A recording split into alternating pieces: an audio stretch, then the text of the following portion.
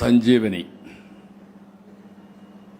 First time ప్రపంచంలో digital health record project తీసుకొస్తున్నాం. పేరు కూడా సంజీవని.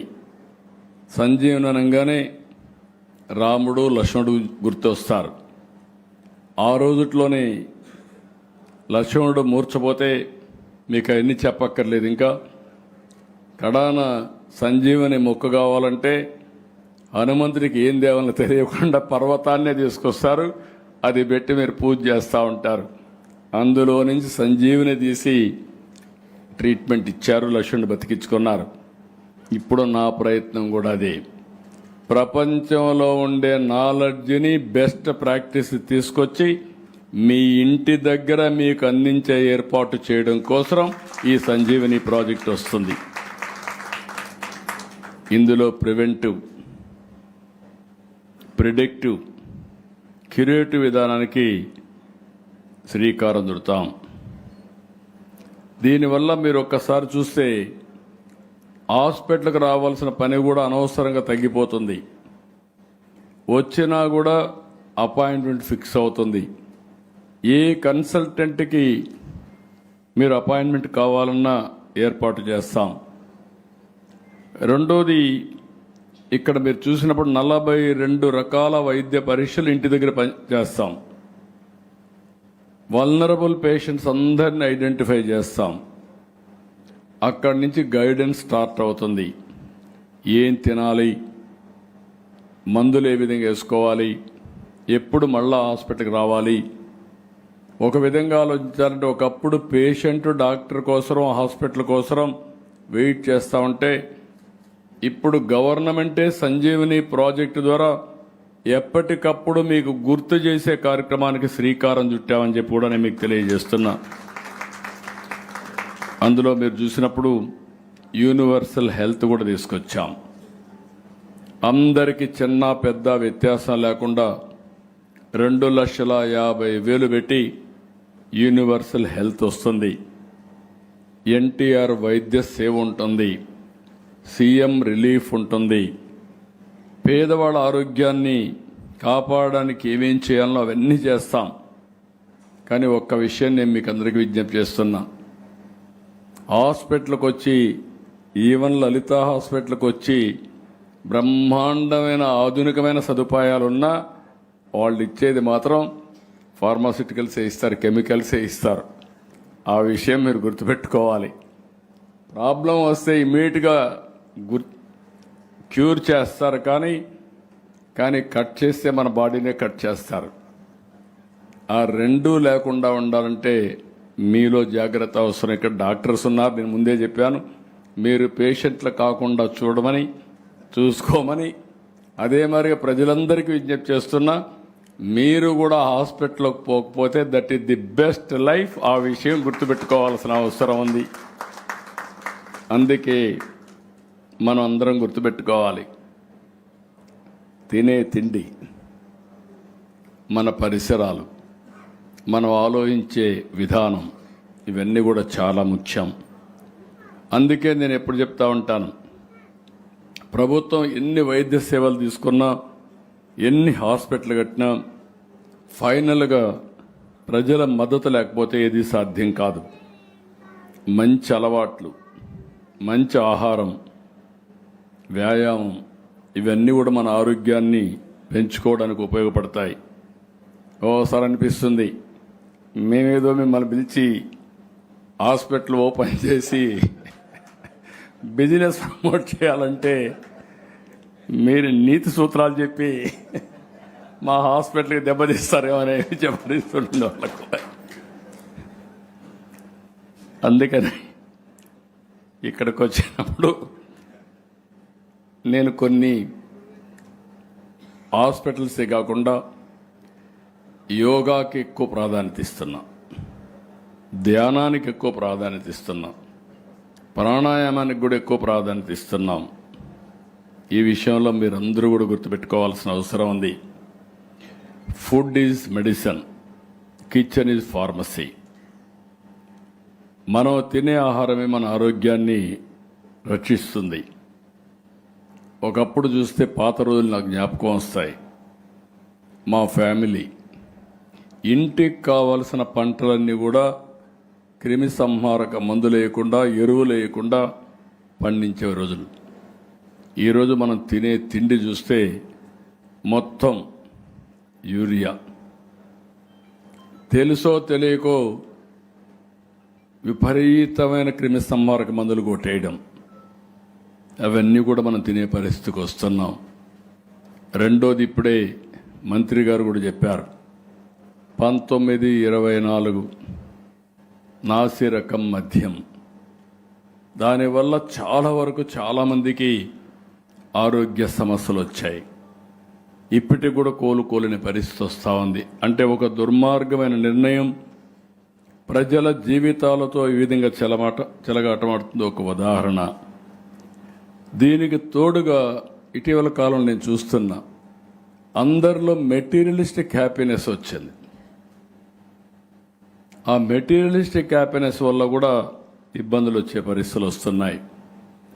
దీనికి అదనంగా టెక్నాలజీ, నేనే మాట్లాడుతున్నా, ఒకప్పుడు ఐటీ అన్నా, ఇప్పుడు data centre, AI, quantum algorithms, space city, drone city, electronics, aerospace city. అదే మరి మొన్నే పుట్టపర్తిలో మీరు చూస్తే 5th జనరేషన్ ఫైటర్ జెట్ కూడా ఫౌండేషన్ వేసాం. ఇంకొక పక్క మెట్టెక్ పార్క్ కూడా ఏర్పాటు చేశాం.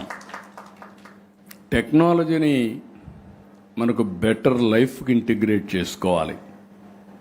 నవేడేస్ నేను సెల్ ఫోన్ వాడమంటే సెల్ ఫోన్కి మీరు అడిక్ట్ అయిపోతున్నారు. కొంతమంది వాడడం లేదు. కొంతమందికి ఇంట్లో ఉండే భార్యాభర్త సెల్ ఫోన్లో మెసేజ్లు పెట్టుకుంటారు, ఇంట్లోనే ఉంటారు, పిల్లలు కూడా మెసేజ్లు పెట్టుకుంటారు. అంటే everybody is busy for what?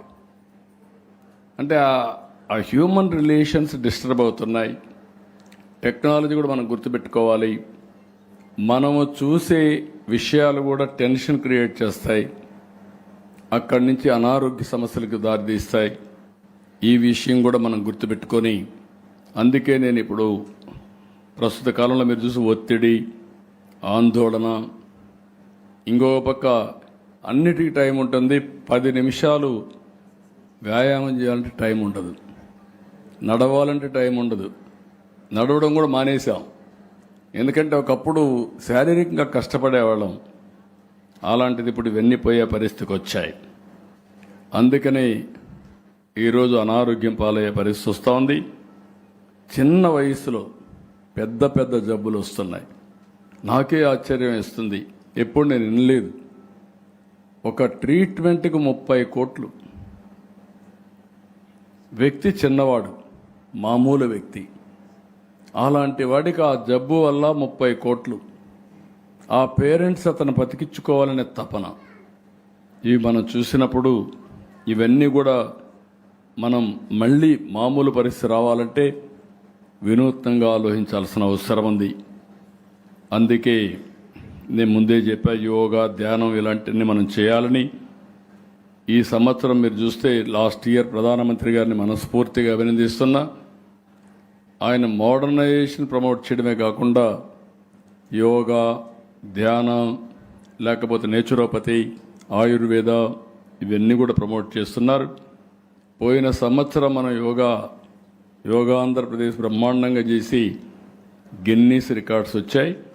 ఈ సంవత్సరం కూడా 14 రోజులు ప్రాక్టీస్ చేసి ఈ నెల 21వ తారీఖున అమరావతిలో ఏదైతే కృష్ణా నదీ తీరంలో, నదీ తీరమే కాదు ఆ ఫ్లైఓవర్ పైన యోగా చేయించి 25,000 మందికి యోగా చేయించాలనుకుంటున్నాం.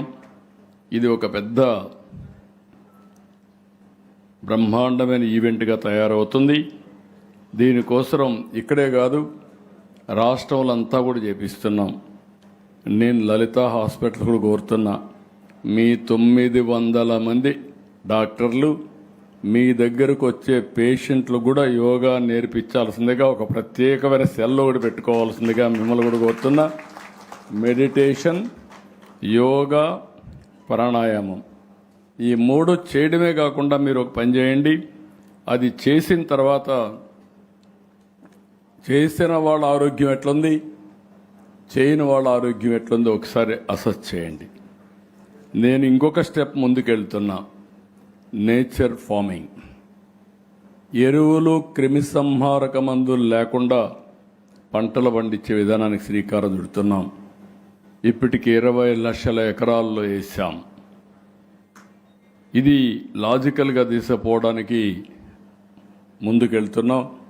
రాబోయే 3-4 సంవత్సరాల్లో 50 లక్షల ఎకరాలకు వెళ్తాం. దాన్ని కూడా ఎప్పటికప్పుడు కంపేర్ చేసుకుంటూ ముందుకు పోతామని చెప్పి నేను మీకు తెలియజేస్తున్నా. మందులతో శరీరాన్ని డ్రగ్ కంపెనీగా మార్చవద్దని మిమ్మల్ని అందరినీ కోరుతున్నా. ఆరోగ్య సూత్రాలు ఒక్కొక్కసారి చెప్తే ఎక్కవు, చెప్తానే ఉండాలి. అందులో బెస్ట్ డాక్టర్స్ మీరు కానీ రిపీటెడ్గా చెప్పగలిగితే సమాజంలో మార్పులు వచ్చే అవకాశం వస్తుంది. కాబట్టి ఈ బాధ్యత మీరు కూడా తీసుకోవాల్సిందిగా మరొక్కసారి కోరుతున్నా. నా దృష్టిలో ఆసుపత్రులు అంటే ఒక ఆలయాలు, డాక్టర్లే దేవుళ్ళు. దేవుడే జన్మిస్తే, దేవుడు జన్మనిస్తే మీరు ప్రాణాన్ని నిలబెడుతున్నారు. మీ మీద ఒక నమ్మకం. మెడిసిన్ కంటే ఎక్కువ పనిచేసేది మీ మానవత్వం, మీరిచ్చే ట్రీట్మెంటు, మీరు వాళ్ళకిచ్చే సూచనలు. అందుకనే నేను ఎప్పుడూ నా ఆలోచన ఒకటే, ఇవన్నీ చూసినప్పుడు మన సంస్కృతిలోనే ఉంది, వైద్యో నారాయణో హరి అనేది మన యొక్క సంస్కృతిలో భాగం. నా ఆలోచన ఆంధ్రప్రదేశ్ని ఆరోగ్య ఆంధ్రప్రదేశ్గా తయారు చేయాలనేది నా ఆలోచన, నా కోరిక, ఒక ఆశయం. Healthy, wealthy, happy society. ఇది రావాలంటే అన్ని వర్గాలు కలిసి పనిచేయాలి. అప్పుడే ఇది సాధ్యం.